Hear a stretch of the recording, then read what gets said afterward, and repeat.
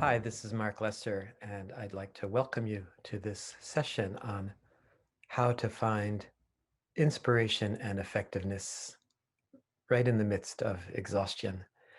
And let's just start by taking a moment to arrive, to check in with ourselves. So I invite you to notice your body, to notice that you are here sitting in a chair or standing.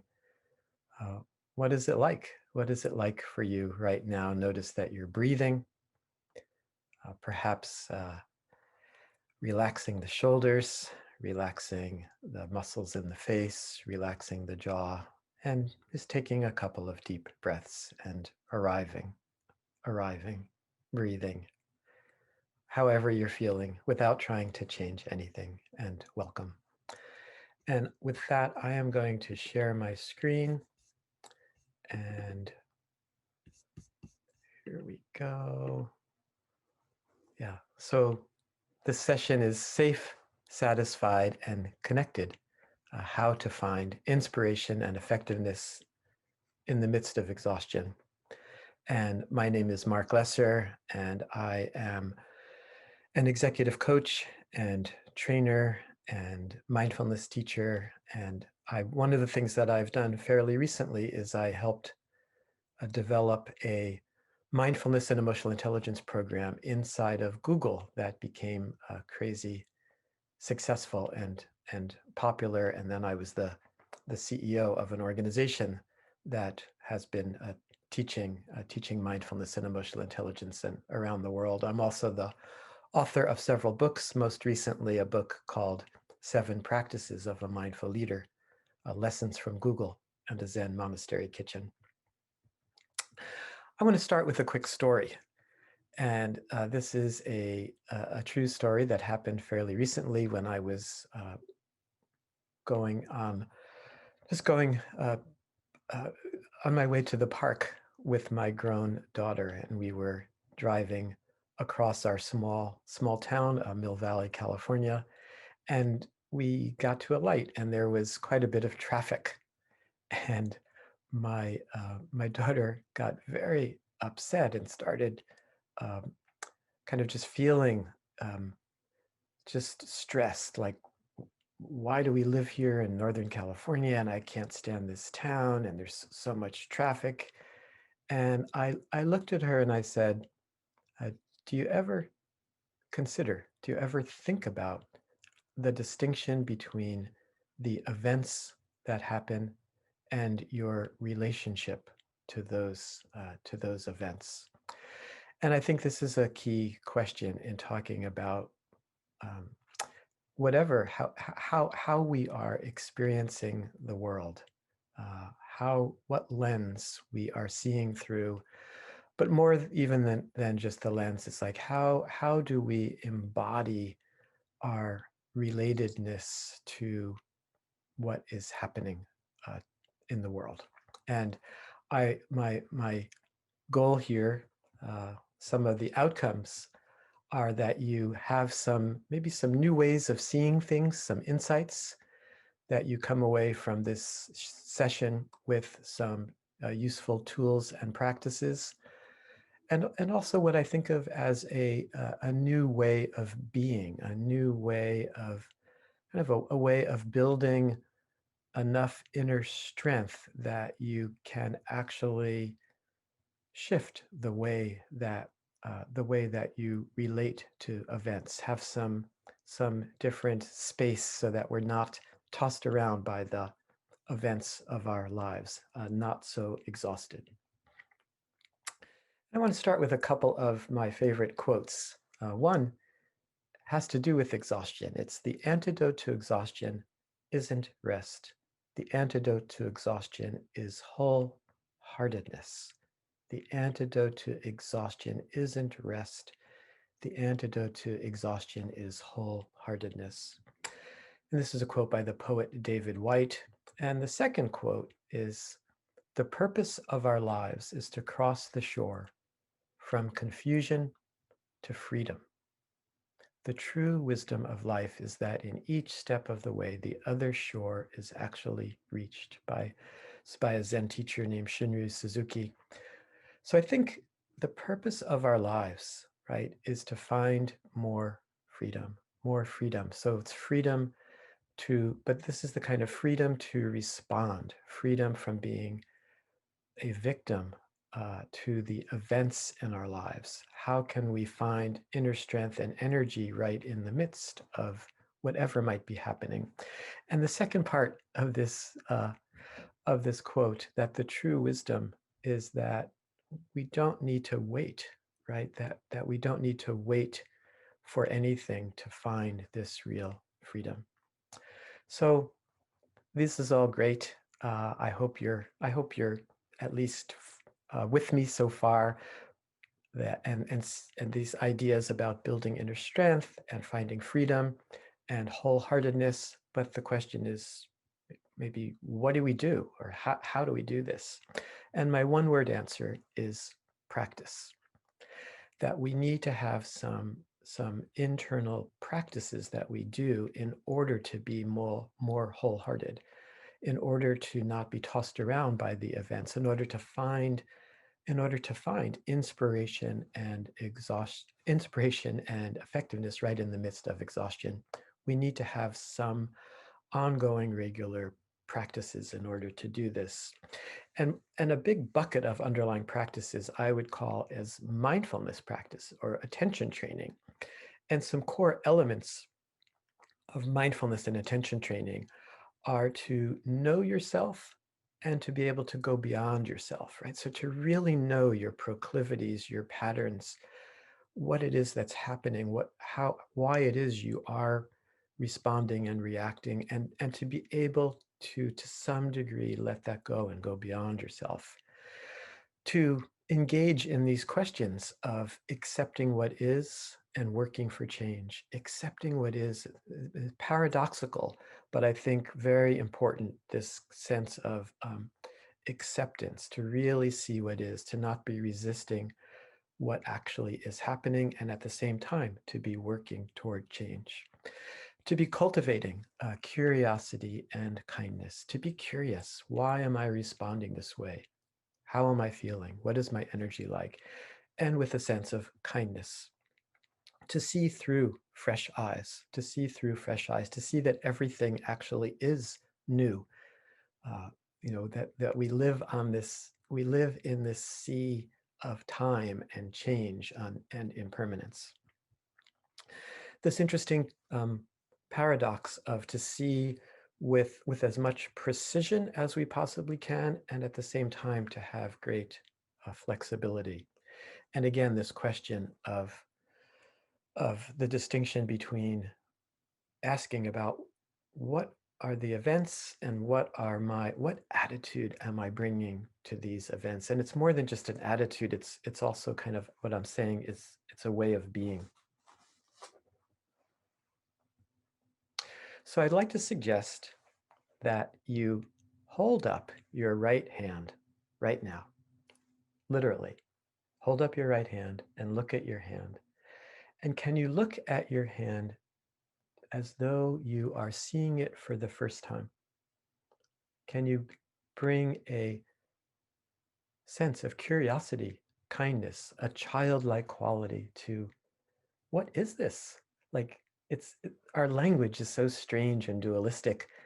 Is this your hand? Who does this hand belong to? Or is this you? Or is this five fingers? And just to open up to seeing things fresh, to being amazed by the simplest, most closest thing to us, like your hand.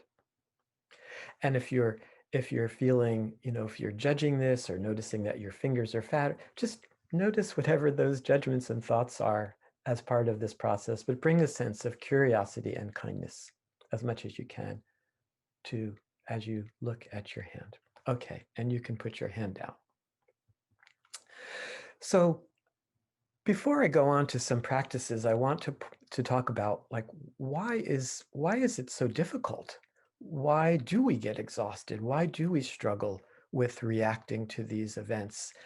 And it has to do with what I call these three apes. And there was a Google scientist friend of mine used to often say, we humans are descendants of the nervous apes. Our ancestors who were calm and chill, they all got killed. It was our ancestors who were really good at scanning for threats. Um, that stayed alive, right? So scanning for threats is part of our evolution. And scanning for threats in a way is to be looking for what can go wrong externally and also internally. This inner critic that we all have is this scanning for threats. And so this is what I'm calling the nervous ape. We also are descendants of the dissatisfied ape, right? We're never satisfied with whether it's a good meal or entertainment or sex, that this is part of our evolution, is to always be needing something else, to not be satisfied with what is. And we're also descendants of the tribal apes in that we feel comfortable, we feel a sense of ease with a small group of people, and anyone outside of that we can easily turn into to other. And these three proclivities, these three parts of our evolution, that we're scanning for threats, that we're not satisfied, and that we feel disconnected, I believe are the major causes of our exhaustion, our stress, our unhappiness, and that if we could work skillfully with these three different proclivities, these three different patterns, we will find greater inner strength. And this is the path toward finding greater effectiveness and inspiration right in the midst of the challenges, right in the midst of the exhaustion. So I want to give you three different practices for working with these three ways that we have evolved. And these three practices are cultivating greater safety, cultivating greater satisfaction or acceptance, and cultivating greater connection. So again, these I think of as ways of being practices, ways of cultivating inner strength so that we can feel our own sense of energy and confidence and possibility for how we relate to ourselves and the world, no matter what is is happening. So the first practice is the practice of cultivating safety. And this is noticing how we are scanning for threats and to let that go, to noticing our resistance to not wanting to accept what is, and to practice accepting what is, and to notice how does it feel to be safe in the body. So this is something that we can do. This is, I think, a core part of a mindfulness or meditation practice, is to have some time, even if it's a few minutes every day, when you can notice what does it like to feel safe? What is it like to not be scanning for threats? What is it like to be accepting what is? And you can do this as you breathe in, just noticing any scanning for threats that might be happening, and as you breathe out, let it go. Just let it go. And to ask the question, what does it feel like in the body to be radically safe? And the second practice is embodying a sense of satisfaction. In this moment, what is it like to not need anything, to not lack anything? What does it feel like in the body to be fully satisfied? Again, this is an antidote to the way that we have evolved. That again, we're wired to need, we're wired to look for what's lacking. But we can build this inner strength. We can with each breath, a little bit every day, of noticing what is it like right now to not need anything. And the third practice is this practice of radical connection.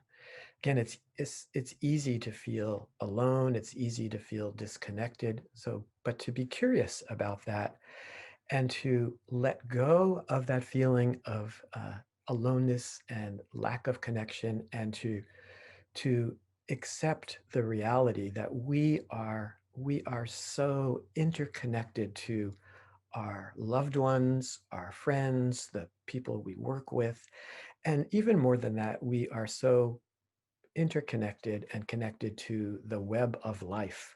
It's almost kind of so strange and crazy making to somehow think that we could possibly be separate from this web of life that is pulsating through us. So just allow yourself to feel it right now, this radical connection.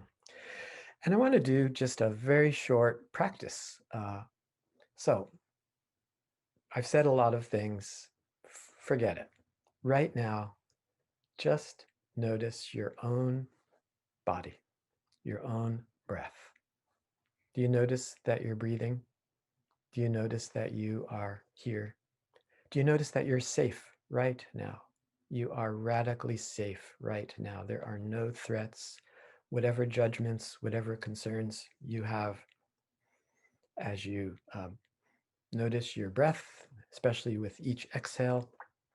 Can you feel a sense of safety? What is it like in the body? What is it like in the body to feel safe? And what is it like in the body to not need anything? Right now, in this very instant, there's nothing lacking. There's nothing needed. Can you feel it? Can you allow it? Ah, breathing in and breathing out. Nothing is lacking right now. How extraordinary. And uh, and can you also feel this radical sense of connection? You can feel, allow the care and love of those close to you, those far from you. Can you feel your breath? Your breath is life. Your blood, your heart beating, your thoughts. Uh, the breath of life right now. Can you feel it? As you breathe in, as you breathe out, cultivating safety, satisfaction, and connection. These, I think, are the just starting point, core practices for finding inner strength, being able to build greater inspiration and effectiveness in what might otherwise look like exhaustion. Exhaustion for us, we can find real energy here. So key points to recap here: noticing the events and your approach to the events. Having some practices for building inner strength, like meditation, like mindfulness, and cultivating what does it feel like to be safe? What does it feel like to be satisfied? What does it feel like to be connected? And all of these, in a way, are a way to do these practices with wholehearted kindness and curiosity. Wholehearted kindness and curiosity. Um, this is a link that I want to share with you. These are 7 guided meditations, which are on my website, marklesser.net, and I invite you to stay connected with me.